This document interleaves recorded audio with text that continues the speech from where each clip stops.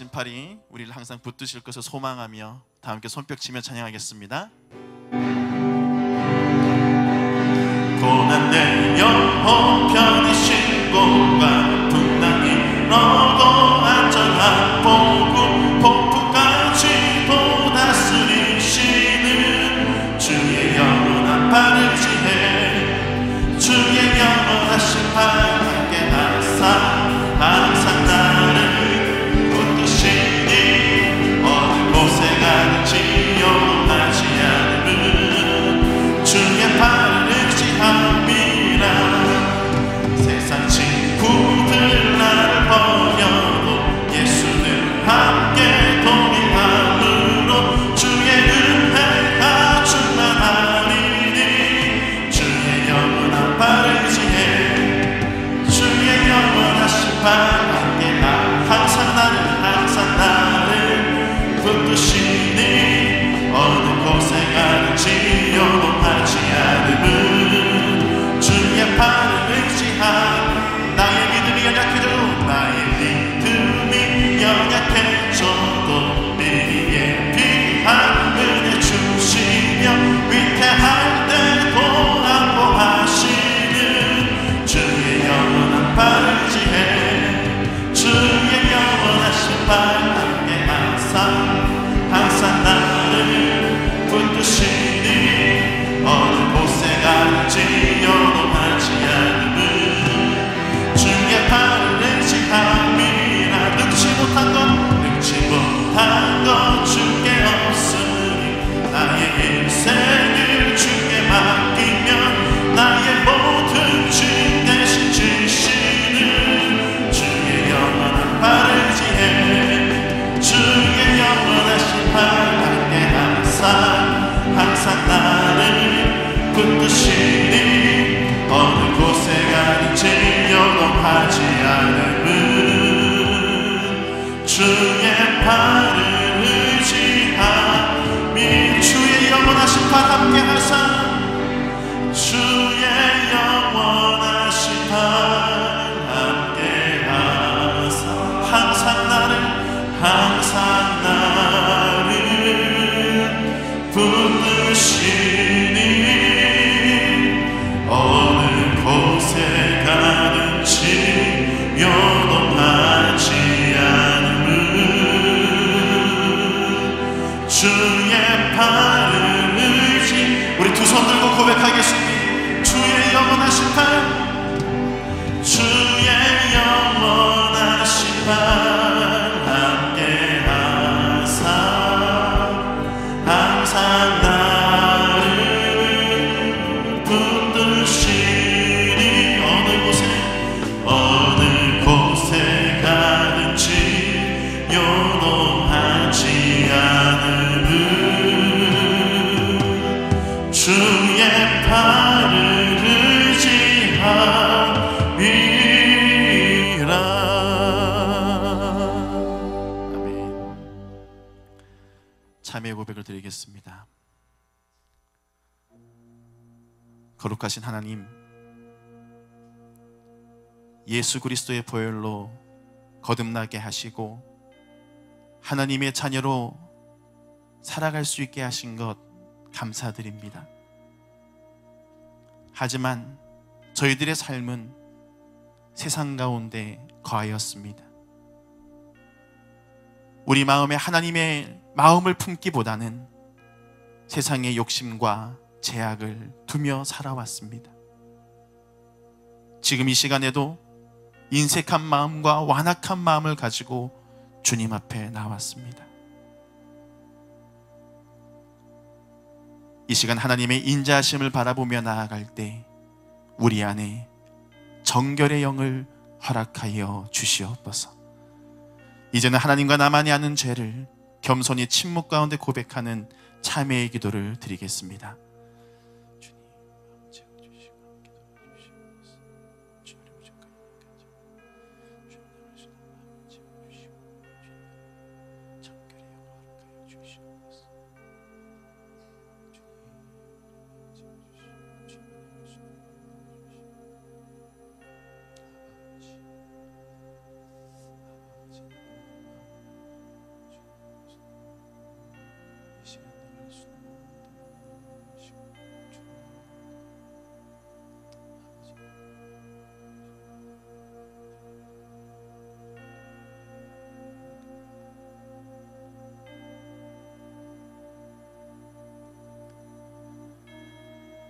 시간 진심으로 하나님 앞에 참회의 고백을 드린 우리에게 주시는 하나님의 사제의 말씀이 여기 있습니다.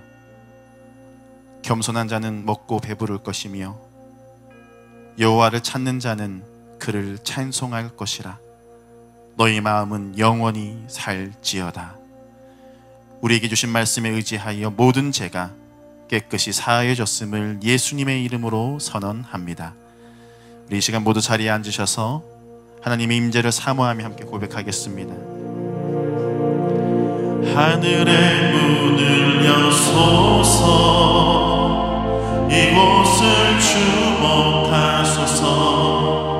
주를 향한 노래가 꺼지지 않으니 하늘을 열고 보소서. 이곳에 임재하소서. 주님을 기다립니다. 기도의 향기가 하늘에 닿으니 주여 임재하여 주소서. 이곳에 오셔서 이곳에 앉으소서. 이곳에서 드리는 예배를 받으소서. 주님의 이름만이, 오직 주의 이름만. 이곳에 우리 간절한 마음으로 고백하겠습니다. 이곳에 오셔서 이곳에 앉으소서. 이곳에서 드리는 예배를 받으소서. 주님의 이름만이, 오직 주의 이름만 이곳에 있습니다.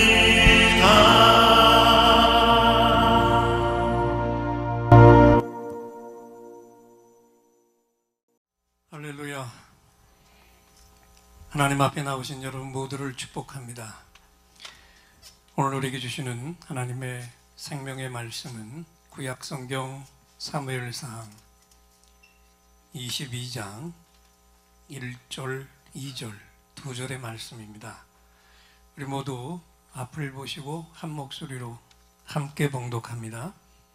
그러므로 다윗이 그것을 떠나 아둘람 굴로 도망하매 그에게 이르렀고, 환난당한 모든 자와 빚진 모든 자와 마음이 원통한 자가 다 그에게로 모였고, 그는 그들의 우두머리가 되었는데 그와 함께 한 자가 400명 가량이었더라.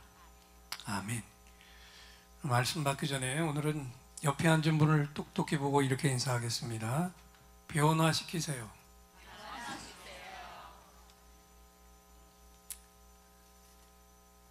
옛날에 고집센 사람하고 똑똑한 사람이 있었는데 둘 사이에 다툼이 일어났습니다. 고집이 센 사람은 4 곱하기 7은 27이라고 했고, 똑똑한 사람은 뭐라고 그랬을까요? 28이라고 그랬어요. 근데 이게 고집센 사람 때문에 계속 싸우다가 이래가지고 안 되겠다, 그 원님한테 찾아가서 정답을 듣자 그러고 갔습니다. 원님이 한심스러운 표정으로 둘을 쳐다보고는 고집센 사람에게 물었어요. 4 곱하기 7을 27이라 했느냐? 네, 당연한 사실을 당연하게 말했는데 글쎄 이놈이 계속 28이라고 우겨서 내가 환장해서 죽겠습니다. 그러자 고을 원님이 이렇게 선고했어요. 27이라 답한 놈은 풀어주고 27이라고 말한 놈은 곤장을 쳐라 그랬어요. 그랬더니 고집센 사람이 그거 봐라 내가 맞았지? 그리고 놀려대고 돌아갔는데, 똑똑한 사람은 억울하게 곤장을 맞았어요. 얼마나 통탄하겠습니까? 그래서 원님에게 너무 억울합니다. 하소연을 했어요. 그랬더니 원님이 이런 대답을 했습니다. 4 곱하기 7을 27이라고 말하는 아둔한 놈이랑 싸운 네 놈이 더 어리석은 놈 아니냐? 내 너를 매우 쳐서 세상 사람들에게 깊은 지혜를 깨치게 했노라. 자, 여러분, 우리는 늘 옳고 그른 문제를 놓고 싸움박질을 합니다. 난 옳고 넌 틀렸어. 이게 우리 모든 싸움의 근원이에요. 그런데 세상은 이 옳고 그름을 판단하는 그것만으로는 살아갈 수가 없어요. 세상이 이걸 허용하지 않습니다. 그리고 진리가 있는데 옳은 것일수록 억울함을 당할 때가 많다는 것이 우리 인생 역사의 결론이기도 합니다. 그래서 옳은 것일수록, 옳은 사람일수록 양보하고 인내를 해야 됩니다.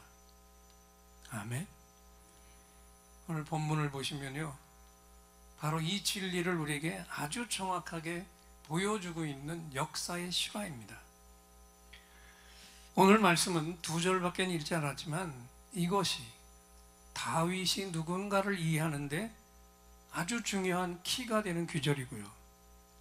다윗의 역사를 알려면 다른 말씀이 아닌 바로 이 말씀부터 시작해야 할 만큼 다윗의 생애 속에 아주 중요한 획을 그은 말씀입니다.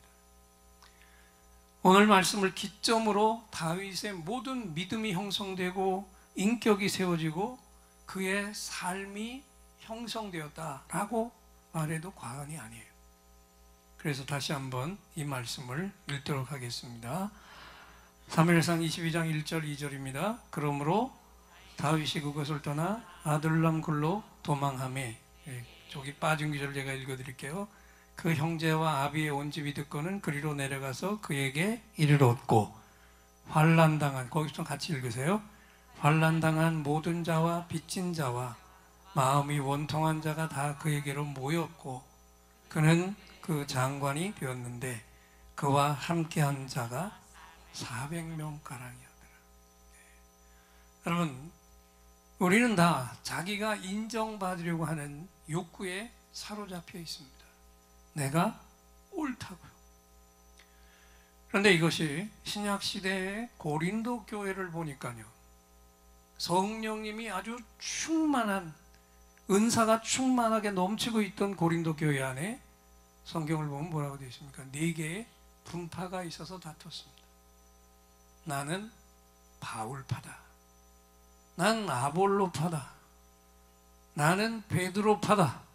또 하나가 뭐예요? 나는 그리스도파다라고 외치는 사람들이었습니다. 여러분, 이 4개의 분파 가운데 어떤 분파가 옳은 사람들이었을까요? 어디가요?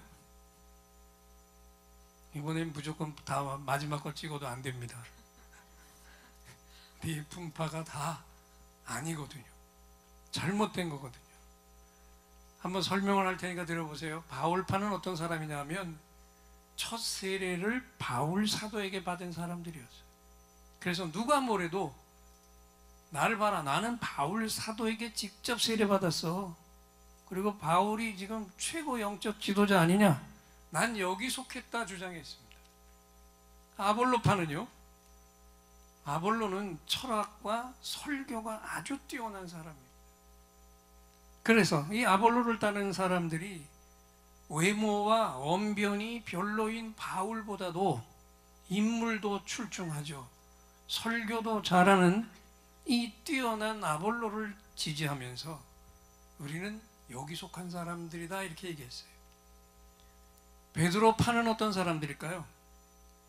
유대인 중에서 이방 땅 고린도로 이민을 갔던 사람들 중에 예수를 영접한 사람들이 그 고린도 교회 안에 들어와서도 저들은 자신들만이 우리가 정통이다, 이 우월감을 가지고 있어서 베드로 사도가 단연 최고라고 외쳤습니다.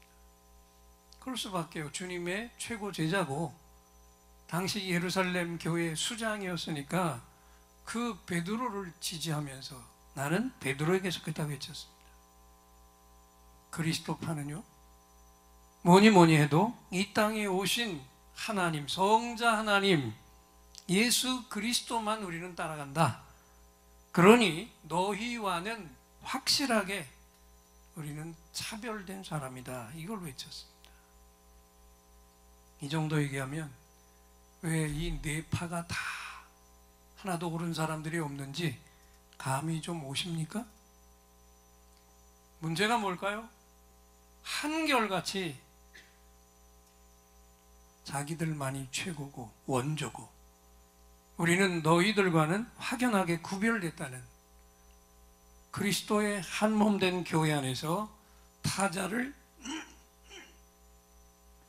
없앤 여기는 가장 큰 죄, 교만에 빠진 죄입니다. 자, 이제 다시 돌아가서 오늘 본문을 다시 보면요, 다윗이 지금 도망자로 쫓겨다니고 있을 때 환난당한 자, 빚진 자, 마음이 원통한 자가 다 그에게로 몰려왔습니다. 앞에서 얘기한 걸 다 종합해서 왜 몰려왔을까요? 다윗에게 오면 자신을 인정해 줄 줄 알았어요. 그동안에 모든 사람들에게 무시당했죠. 걷어차였죠. 빼앗겼죠. 상처 속에 살았는데 그래도 다윗은 자신들을 받아주고 인정해 줄 줄 알았어요. 결국은 이들도 자기를 인정해 달라고 찾아온 거예요. 그러니 여러분, 다윗의 입장으로 한번 돌아가 보여. 얼마나 힘들었겠습니까? 여러분, 내가 꼭 당해야 될 일을 당할 때는 고통스러워도 속이 뒤집히진 않죠. 내가 잘못해서 당한 거니까. 그런데 나는 아무 잘못한 것도 없는데 죽이겠다고 달려들고 어느 한 군데에 발도 못 붙이고 계속 도망을 다녀야 한다면 이건 정말 분통이 터질 일이 아닙니까? 더군다나 자신은 하나님의 선지자로부터 역사가 분명한 표적으로 왕이 될 기름 부음을 받았는데 그건 전혀 인정받지 못하고 개고생하면서 쫓겨다녀야 했을 때 여러분 같으면 어땠겠습니까? 다윗은 어린 시절에 이미 왕이 될 자로 사무엘 선지자로부터 기름 부음을 받았습니다. 그리고 민족이 블레셋에 짓밟혀서 나라와 땅을 다 잃고 그 블레셋의 노예로 살 수밖에 없는 전쟁터에서 거인 장수 골리앗을 물맷돌 하나로 쓰러뜨리고 민족을 구원했어요. 노예로 평생을 살 뻔했는데 오히려 저들을 노예로 삼아버리는 위대한 승리를 했습니다. 그러니 온 국민들이 열광에 환호를 보내며 다윗을 존경하게 됐는데, 그런데 가장 기뻐해야 할 왕 사울은 오히려 다윗을 가장 큰 원수로 여겼고 국가 무공훈장을 받아도 시원찮을 판에 본인이 죽이려고 할 뿐만 아니라 자객을 보내서 달려들고 있으니 정말 미칠 노릇 아니겠어요?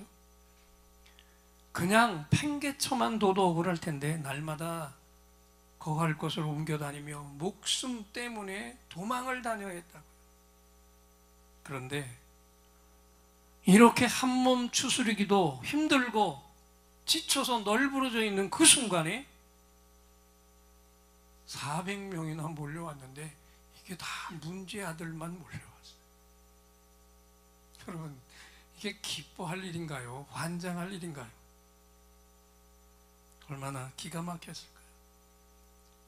기근에 줄여서 죽지 않으려고 제사장을 찾아갔다가 제사장만 먹을 수 있는 진설병으로 가까스로 허기를 채웠는데 이게 또 알려져가지고 그 제사장이 사울 왕으로부터 죽임을 당합니다. 내 먹을 것 하나 혼자 마련하는 것도 이렇게 죽을 지경인데 400명의 식솔에다가 다윗의 가족들까지 몰려왔습니다. 얼마나 기가 착했어요. 그런데 여러분, 이 일이 거꾸로 다윗을 정신 차리게 만들었어요. 할렐루야. 책임감을 가지고 일어선 계기가 되었어요. 정신이 번쩍 들었어요. 여러분, 우리가 세상에서 당하는 고난이 바로 이런 거 아닙니까? 두들김을 당할 땐 너무 힘들어요. 그런데 그 고난 때문에 오히려 다 죽었던 내가 살아 일어섰다면 이게 얼마나 큰 축복이냐. 그래서 눈을 크게 뜨시고 앞을 보시고 함께 외칩니다. 고난은 나를 살려 일으키시는 하나님 보약이다. 아멘. 고난은 나를 하나님의 사람으로 만드시는 하나님 손길이고요. 고난은 나를 오직 하나님만 의지하게 하고 하나님만 신뢰하게 만드시는 하나님의 축복이 고난입니다. 그래서 지금 어려움을 가지고 고난 속에 이 예배 자리에 나오신 분들, 이 말씀을 깊이 생각하면서 이 찬양을 우리 모두 함께 하나님 앞에 불러보겠습니다. 왜 나만 겪는 고난이냐? 불평하지 마십시오. 고난의 뒤편에 있는 주님이 주실 축복 미리 보면서 감사하세요. 왜 이런 슬픔 찾아왔는지 원망하지 마세요. 당신이 잃은 것보다 주님께 받은 은혜 더욱 많음에 감사하세요. 함께 부릅니다. 왜 나만 겪는 고난이냐? 불평하지 마세요. 고난의 뒤편에 있는 주님이 주실 축복 미리 보면서 감사하세요. 왜 이런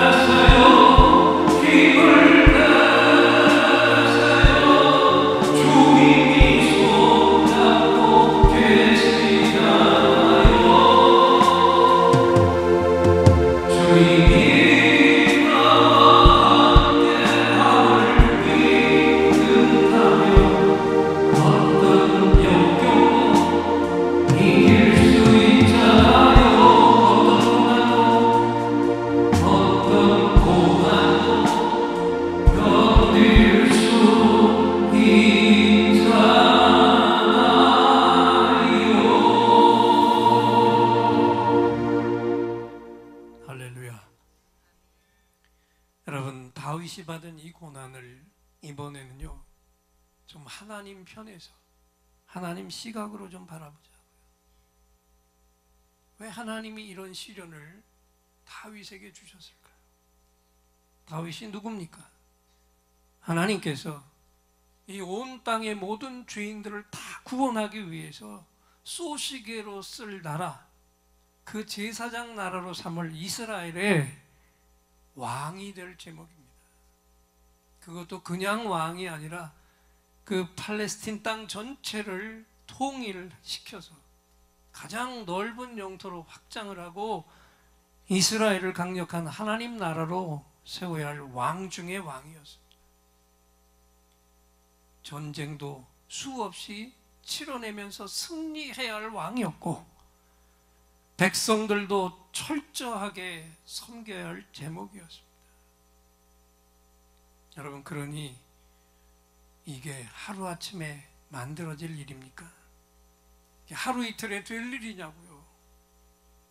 더군다나 하나님은 아주 치밀한 분이셔서 이 모든 일을 완수할 제목으로 다윗을 만들기 위해 계획하신 대로 하나하나 차근차근 고난의 일 하나하나를 아주 체계적으로 계속해서 다윗에게 쏟아 부으셨어요. 그러니까 그 엄청나게 뛰어난 다윗에게 고난이 끝이 없이 계속돼요. 잘 들으세요. 다윗이 잘못해서가 아니었어요. 다윗이 자격이 없어서가 아니었고요. 하나님이 그려놓으신 그림대로 다윗의 모든 걸 다 뜯어 고쳐서 하나님 손안에 들어와야 하니까. 이 예배를 받으신 우리 하나님 얼마나 완전한 분입니까? 그러니까 이 하나님 마음에 들 때까지 다윗은 영문도 모른 채 계속해서 고난의 방망이를 맞아야 했다. 여러분, 오늘 이 자리에 나오신 여러분 중에도 고난이 끊어질 날이 없이 끝없는 파도처럼 계속해서 밀려오고 있는 분들이 이 자리에 계십니까?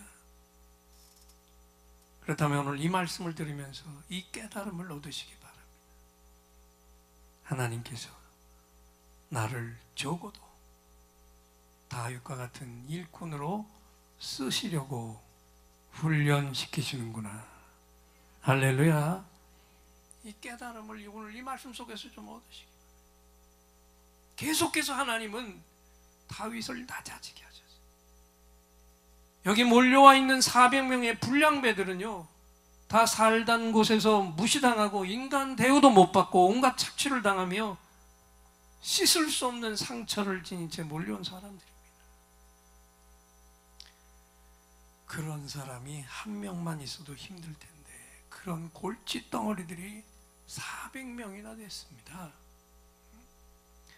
저들은 사울에게 반기를 들고 도망친 것처럼 수틀리면 언제든지 다윗에게도 반기를 들고 달려들 인간입니다. 그걸 여실히 성경이 그대로 보여주고 있어요. 사무엘상 30장 1절부터 6절까지 글씨가 작아도 잘 보이는 분들은 저와 함께 큰 소리로 읽겠습니다. 다윗과 그의 사람들이 사흘 만에 시글락에 이른 때 아말렉 사람들이 이미 네겝과 시글락을 침노하였는데 그들이 시글락을 쳐서 불사르고 거기에 있는 젊거나 늙은 여인들은 한 사람도 죽이지 아니하고 다 사로잡아 끌고 자기 길을 갔더라. 다윗과 그의 사람들이 성읍에 이르러 본즉 성읍이 불탔고 자기들의 아내와 자녀들이 사로잡혔는지라. 다윗과 그와 함께한 백성이 울 기력이 없도록 소리를 높여 울었더라. 다윗의 두 아내 이스라엘 여인 아히노암과 갈멜 사람 나발의 아내였던 아비가일도 사로잡혔더라. 백성들이 자녀들 때문에 마음이 슬퍼서 다윗을 돌로 치자 하니 다윗이 크게 다급하였으나 그의 하나님 여호와를 힘입고 용기를 얻었더라. 다윗이 사울의 돕을 피해서 도망을 다니다가 할 수 없이 블레셋 나라로 가서 미친 자처럼 침을 질질 미친 척을 했는데, 이 블레셋이 시험을 하기 위해서 전쟁터에 니들이 앞장서서 나가서 이스라엘과 싸우라, 참 진퇴양난이 되는 그런 상황입니다. 그런데 그 전쟁터로 나갔다 와 보니 그동안에 아말렉 군사가 쳐들어와서 다윗의 아내부터 시작해서 모든 자들의 아내와 자식들까지 모조리 포로로 끌어가 버렸습니다. 그때 그를 따르던 이 400명 무리가 어떤 일을 저지르려고 했습니까? 그 자리에서 돌로 쳐서 다윗을 죽이려고 했습니다. 여러분, 다윗도 자기 아내와 자식들을 잃어버렸는데 이제는 돌봐줬던 자들의 돌에 맞아서 죽어야 할 그때, 이런 서슬이 스퍼런 사람들 속에서 다윗이 할 일이 무엇이었겠어요? 다윗이 예배했습니다. 할렐루야. 경배했어요. 하나님을 붙들고 늘어졌어요. 뭘 했는지 사무엘상 30장 7절 8절을 앞으로 읽겠습니다. 다윗이 아히멜렉의 아들 제사장 아비아달에게 이르되 원하건대 에봇을 내게로 가져오라. 아비아달이 에봇을 다윗에게로 가져가매 다윗이 여호와께 묻자와 이르되 내가 이 군대를 추격하면 따라잡겠나이까 하니 여호와께서 그에게 대답하시되 그를 쫓아가라. 내가 반드시 따라잡고 도로 찾으리라. 여러분, 믿음이 신실한 자들은 어려움에 처할 때 할 일이 무엇일까요? 하나님께 예배하는 것입니다. 하나님께 엎드리는 겁니다. 하나님께 경배드리는 거고요. 하나님을 붙들고 부르짖는 것이 신실한 자들이 어려움에 처했을 때 할 일이에요. 그래서 할 수 없이 제사장의 옷 에봇을 가져다 놓고 이 위기에서 일어설 길을 다윗이 하나님께 물었어요. 그랬더니 하나님께서 대답하셨고 결국은 쫓아가서 모든 가족들을 다 찾아 데려왔고, 할렐루야, 오히려 엄청난 전리품들까지 가져오는 번성이 일어났습니다.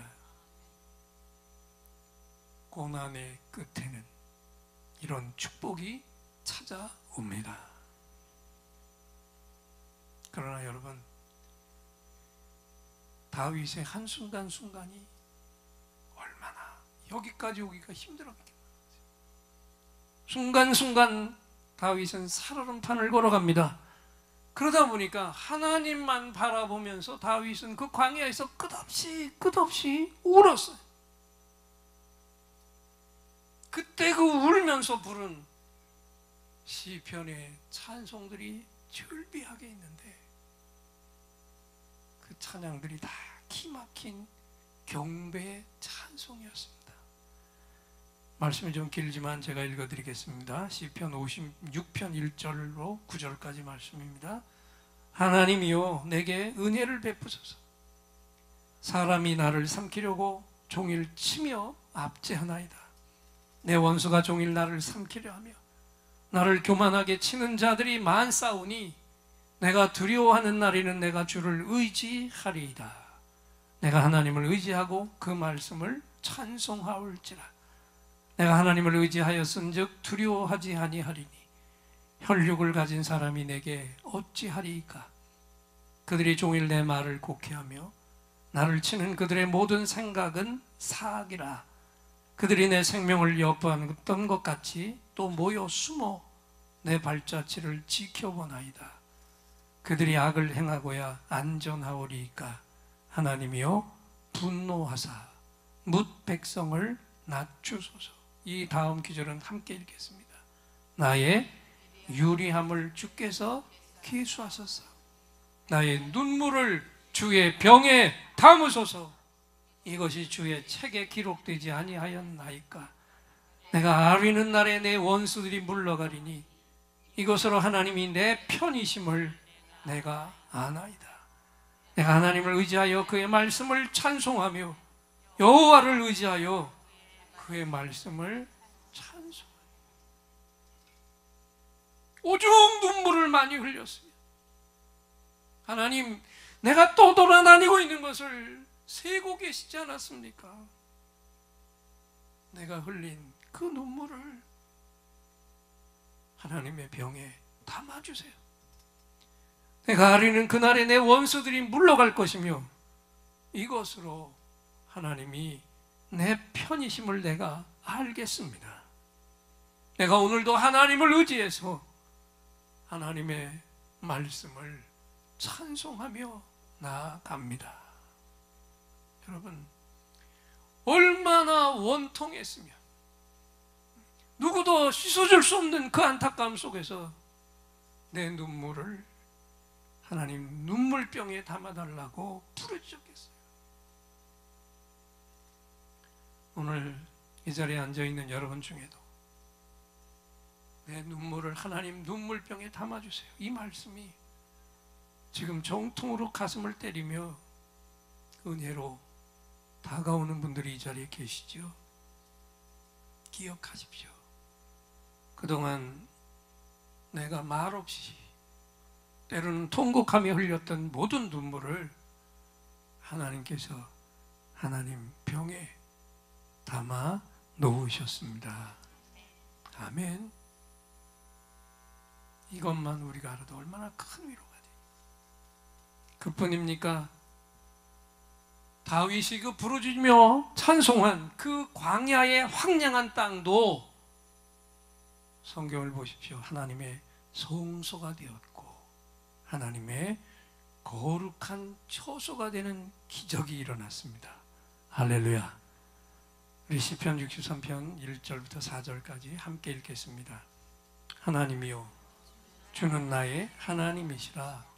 내가 간절히 주를 찾되 물이 없어 마르고 황폐한 땅에서 내 영혼이 주를 갈망하며 내 육체가 주를 앙모하나이다. 내가 주의 권능과 영광을 보기 위하여 이와 같이 성소에서 주를 바라보았나이다. 주의 인자하심이 생명보다 나음으로 내 입술이 주를 찬양할 것이라. 이러므로 나의 평생에 주를 송축하며 주의 이름으로 말미암아 나의 손을 들리이다. 아멘. 여러분, 이게 다윗이 예루살렘 성전에서 부르짖은 게 아니에요. 내가 간절히 주를 찾되 물이 없어서 마르고 황폐한 땅에서 광야의 이 땅에서 내 영혼이 주를 갈망하며 내 육체가 주를 앙모합니다. 내가 주의 권능과 영광을 보기 위하여 이와 같이 성소에서 주를 바라보았나이다. 여러분, 어떻게 물도 없고 황폐한 광야 땅이 죽음의 땅이지 그것이 어떻게 하나님 성소가 될 수 있단 말이에요. 다윗이 생각하기에 내가 죽지 않고 하나님의 뜻을 이루는 길은 이 광야 땅에서도 오직 하나님께 경배하는 것뿐이다. 이것을 깨달았어요.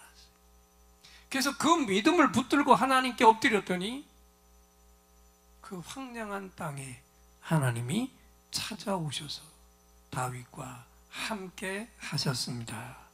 그러니까 그 황량한 광야의 땅도 하나님이 함께 거하시니까 그것이 성소가 되더라고요. 오늘도 가장 힘들고 어려운 일 속에 깊이 빠져서 헤어나기 힘든 분들이 이 자리에 앉아 계신다면 꼭 기억하십시오. 내가 가장 힘들어하고 있는 그 일이 일어나고 있는 그 자리가 하나님께서 나와 함께 하시는 하나님의 거룩한 성소라는 것을 깨달으시기를 축원합니다. 예배만이, 기도만이, 찬송만이 우리를 죽음의 고난에서 승리하도록 만들어주는 줄 믿습니다. 그래서 이 찬양을 한 곡 더 하나님 앞에 올려드리기 원합니다. 다윗의 심정이 되어서 우리가 광야에 있든지 온전한 땅에 있든지 특히 어려움 속에 있든지 우리는 이 하나님을 바라보며 완전하신 나의 주 의의 길로 날 인도하옵소서. 행하신 모든 일 주님의 영광입니다. 내가 예배하고 찬양합니다. 찬양합니다. 완전하신 나의 주 의의 길로 날 인도하소서. 행하신 모든 일 주님의 영광 다 경배하니. 오른손 드시고 완전하신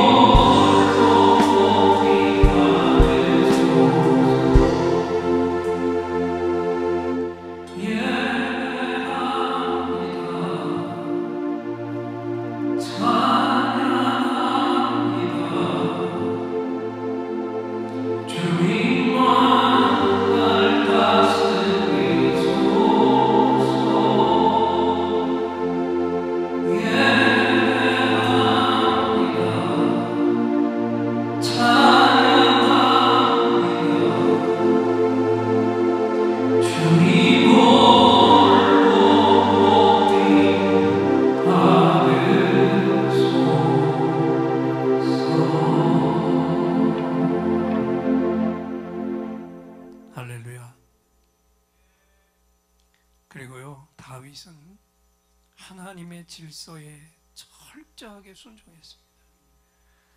사울이 다윗을 죽이려고 쫓아다니다가 피곤에 지쳐서 쉬려고 찾아온 곳이 하필이면 왜 다윗이 숨어있던 바로 그 굴이었습니까? 그리고 이게 얼마나 좋은 찬스였어요.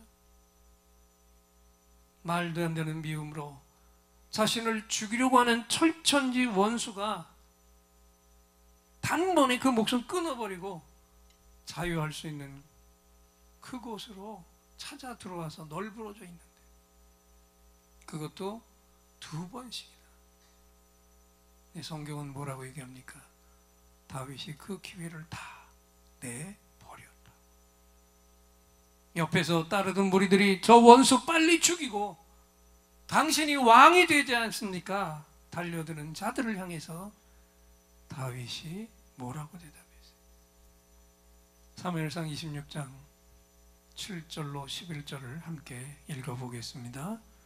다윗과 아비새가 밤에 그 백성에게 나아가 본즉 사울이 진영 가운데 누워 자고 창은 머리곁 땅에 꽂혀 있고 아브넬과 백성들은 둘러 누웠는지라. 아비새가 다윗에게 이르되 하나님이 오늘 당신의 원수를 당신의 손에 넘기셨나이다. 그러므로 청하오니 내가 창으로 그를 찔러서 단번에 땅에 꽂게 하소서. 내가 그를 2번 찌를 것이 없으리이다 하니 다윗이 아비새에게 이르되 죽이지 말라. 누구든지 손을 들어 여호와의 기름 부음 받은 자를 치면 죄가 없겠느냐. 내가 손을 들어 여호와의 기름 부음 받은 자를 치는 것을 여호와께서 금하시나니 너는 그의 머리 곁에 있는 창과 물병만 가지고 가자. 여러분, 다윗은 원수 갚는 일까지 하나님께 맡겼습니다. 내 억울함을 푸는 일까지 하나님 손에 의탁했어요. 그랬더니요, 하나님께서 다윗의 손을 들어 올려 주셨습니다. 이후로 다윗의 결과가 어떻게 됐습니까? 그걸 본 문제투성이 불량자들이 다윗의 지도력 앞에 무릎 꿇고 강력한 지도자, 강력한 군사가 되어 일어섰습니다. 이후에 다윗이 통일 왕국을 이루고 왕이 됐을 때 그 요소마다 중요한 지도자들은 모두 다 이 400명의 불량자들 중에서 세워졌어요. 저들 중에서 특별히 다윗을 지근거리에서 보좌한 30명의 그 대장군들이 거기서 나왔어요. 그리고 저들은요, 다윗이 흥했을 뿐만이 아니라 땜뿐만이 아니라 아들 압살롬의 반역으로 완전히 모든 걸 다 잃고 망해서 도망가는 길에도 이들은 다윗을 함께 따라갔고, 결국 다시 다윗이 이스라엘의 견고한 왕으로 복권하는 자리까지 함께 하면서 대역사를 이뤄낸 줄 믿습니다. 여러분, 다윗이 예배하는 그 영성이 저들을 감동시켰고, 다윗이 보여준 원수까지 하나님께 내드리고 양보하고 무릎 꿇는 그 순종하는 리더십 앞에서 이 문제와 불량자들이 진심으로 다윗 앞에, 하나님 앞에 무릎 꿇는 지도자들이 된 줄 믿습니다. 여러분, 강력한 힘이 사람들을 제압할 것 같아도 사람을 변화시키는 것은 철저한 순종이며 온유함인 줄 믿습니다. 여러분, 한 지도자가 가진 꿈이 사람들의 마음을 감동시켰고 움직였고 저들을 모두 다 변화시키고 말았습니다. 오늘도 하늘로부터 오는 꿈은 이런 역사를 얼마든지 우리 가운데 만들어내는 줄 믿습니다. 그리고요, 생명이 있는 모든 창조물들은 그대로 있는 게 하나도 없습니다. 모두 다 변화해 갑니다. 그래서 우리도 변화되어 가고 있습니다. 특히 주님 지셨던 십자가 보혈 복음의 능력은 모든 사람을 바꾸어. 한 가지 얘기만 하고 말씀 마무리 짓겠습니다. 어느 신학교에 새로 교수로 부임한 분이 매일매일 하나님과 복음에 대해서 새롭게 그 주님이 깨워주시는데 그 기쁨이 얼마나 넘치는지, 그 감격이 얼마나 커서 자기가 가르치고 있는 신학생들과 그걸 나누고 싶었어요. 그래서 자신이 깨달은 그 내용을 프린트물로 만들어서 그 신학교 클래스에서 신학생들에게 다 읽혔습니다. 그리고 3번에 걸쳐서 읽고 리포트를 쓰도록 과제를 줬는데 수백 장의 리포트가 들어왔는데 그 중에서 유난히 정성껏 타이핑한 하나가 눈에 띄었어요. 그래서 그걸 들어서 읽어보는데 그렇네요. 겉표지 모습과는 너무 다르게 그 내용은 독설로 가득 차 있었습니다. 교수님, 도대체 지금 뭐 하시는 겁니까? 이런 얘기를 프린트물로 만들어서 신학생들에게 읽으라고 강요하시는 겁니까? 신학생 치고 이런 이야기를 모르고 있는 사람이 어디 있으며 이런 걸 쓸 수 없는 사람이 어디 있습니까? 저는 이 리포트 때문에 학점이 안 나와도 좋습니다. 뭘로 보시는 겁니까? 제가 쓴 리포트의 내용에 대해 잘못을 지적하시려면 얼마든지 저를 부르십시오. 그리고 두 번째 제출한 리포트도 걷잡을 수 없는 반감과 항의가 가득 차고 있어요. 그런데요, 한 학기가 끝나갈 무렵 세 번째 리포트가 올라왔는데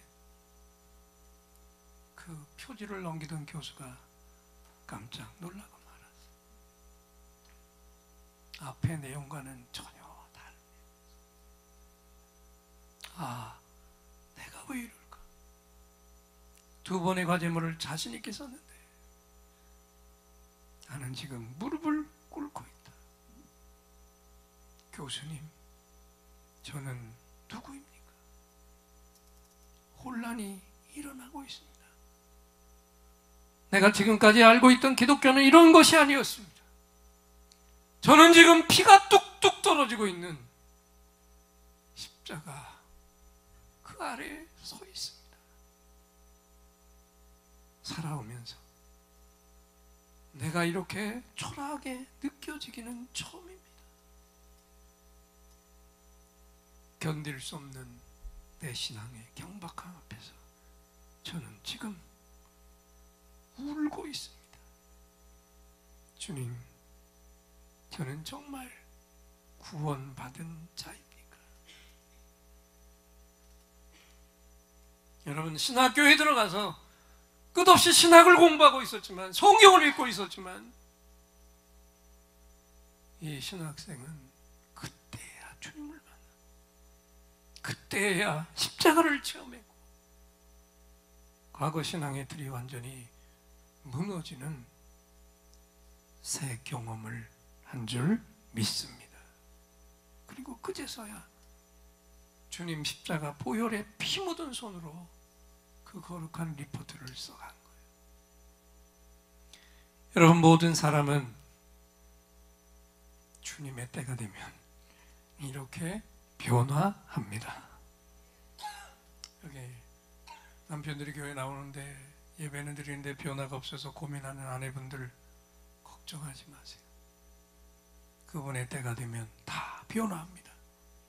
중요한 것은 사람도 변하는데 교회도 변화되어야 하지 않겠습니까? 변화 없는 것은 죽은 것이에요. 목장도 맨날 똑같은 사람만 모여서 한 사람도 새 사람이 늘어나지 않는 것은 그 목장의 믿음과 영성이 죽어있기 때문에, 죽은 목장이기 때문에.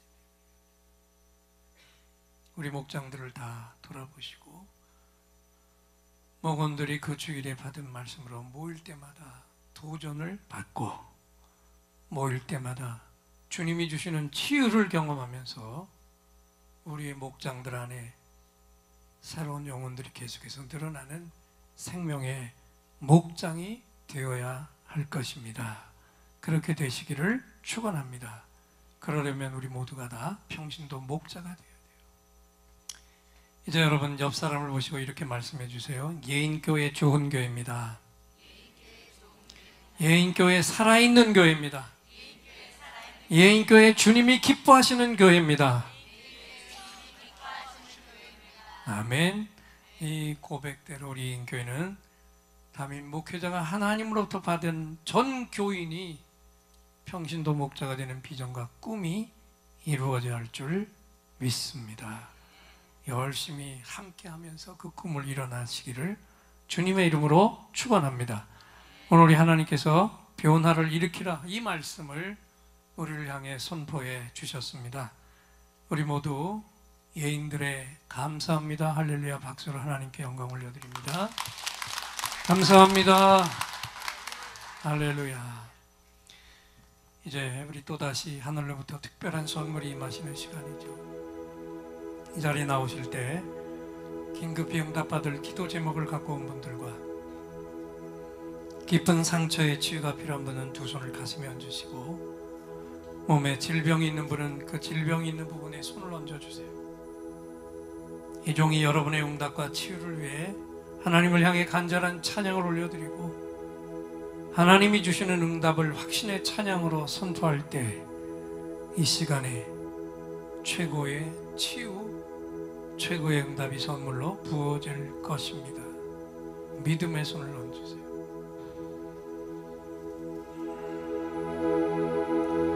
오늘 이곳에 성령이 오셔서 우리의 상처, 우리의 질병을 주여 우리의 영혼을 만지사 생명처럼 뛰게 하옵소서. 여기 이 시간 치유의 장소를 마음의 귀로 영혼의 눈으로 오직 주님을 찾는 이 가슴에 영원하신 분을 만나리라. 아픈 사람들 여기에 있어요. 이 노래 듣고 소망을 가져요. 주여 불쌍히 여기어 주시사 치유의 힘 받게 하옵소서.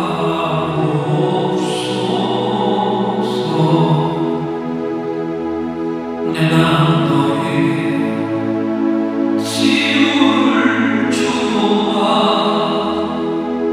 세상이 빼앗을 수 없는 치유를 온 어디에 아픔과 상처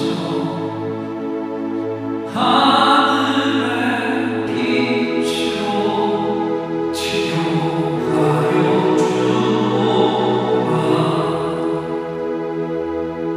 일어나라 소망으로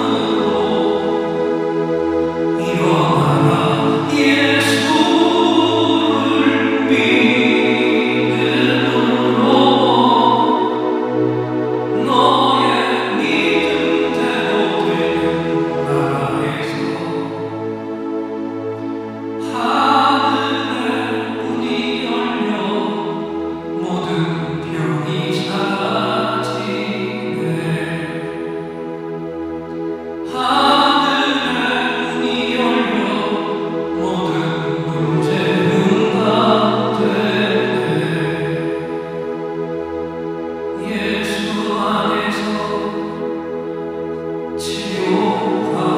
치료하소서. 예수 안에서 응답하소서. 예수 안에서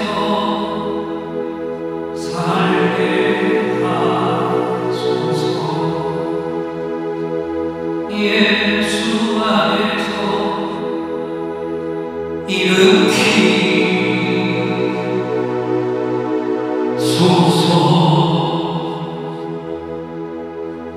예수